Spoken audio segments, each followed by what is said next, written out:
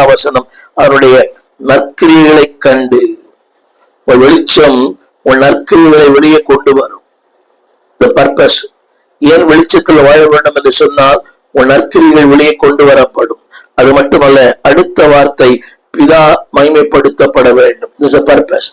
ஆரம்பத்தில் சொன்னேன் பிரைவேட், 2வது பப்ளிக், 3வது பர்பஸ்.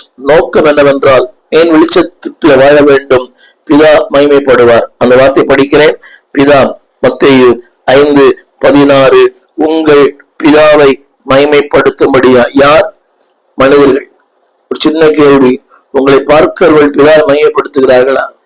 உங்கள் பேச்சு, உங்கள் வார்த்தை, நடை, உடை, ஜீவியம், உங்கள் செயல்பாடுகள், மக்கள் இருக்கிற அந்த உறவின் முறைகள் நம்மை பார்த்து முகம் சுளிக்கிற அளவுக்கு அல்ல. இவனா இல்லை என்பார்களே. ஏன் எப்படி செய்தாய் என்று நாம் உலகத்தாரை கேட்க வேண்டும் ஒழிய ஒரு உலக மனிதன் நம்மை பார்த்து கேட்கக்கூடாது. அபிமெலேக்கு ஆபிரகாமை பார்த்து கேட்டான், நீ ஏன் எப்படி செய்தாய்? இது நல்ல வார்த்தை இல்லை. அன்பார்களே, நாம் தான் கேள்வி கேட்க வேண்டிய இடத்துல இருக்கிறோமே ஒழிய நம்மை 4 பேர் கேள்வி கேட்கிற நிலைக்கு நாம் தள்ளப்படக்கூடாது. சோ நான் சொன்ன வார்த்தை த பர்பஸ். தேவன் உங்களை கொண்டு தம்முடைய அனந்த ஞானத்தை, அனந்த திட்டத்தை தேவன் வெளிப்படுத்தும்படி விரும்புகிறார்.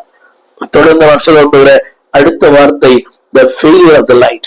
அந்த வெளிச்சத்துக்குள் இல்லாவிட்டால் வாழ்க்கையில் வருகிற தோல்விகள் என்ன? படிக்கிறேன் கேளுங்கள். 5:15.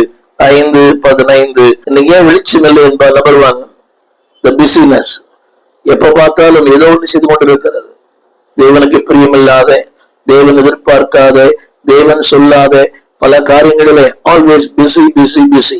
வேண்டாம் அன்பானவர்களே. என்னுடைய முதல் குறிப்பு என்னவென்றால், அன்பானவர்களே, அந்த 5:15 திரும்ப சொல்லுகிறேன், அதை மரக்காலால் மூடி வைக்காமல்.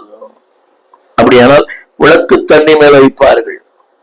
திரும்ப சொல்லுகிறேன், அதாவது அதை மரக்கால் மேல் மூடி வைக்காமல். அதுக்கு இன்னொரு கருத்து என்னவென்றால், you will not be in a wrong place. நீங்கள் தவறான இடத்தில் இருக்க மாட்டீங்க. இதை நான் எப்படி சொல்ல விரும்புகிறேன்? அன்பான கர்த்தர் பிள்ளைகளே, வாழ்க்கையில இந்த busy you will lose your shining. வெளிச்சம் மங்கிவிடும். அன்பானவர்களே, அதை யோசித்து பாருங்கள். அந்த 5:15 தண்டின் மேல் வைப்பார்கள். the lamp post. உங்கள் வாழ்க்கையில கர்த்தர் உங்களை உயரத்தில் வைக்க விரும்புகிறார். அவருடைய வெளிச்சத்தினுடைய தோல்விகள் என்ன? அன்பாவளே, அதாவது அது மூடி வைக்கப்படும். உங்களை மூடி வைக்க அல்ல, உங்களை உலகத்துக்கு வெளிச்சம் போட்டு காட்டு.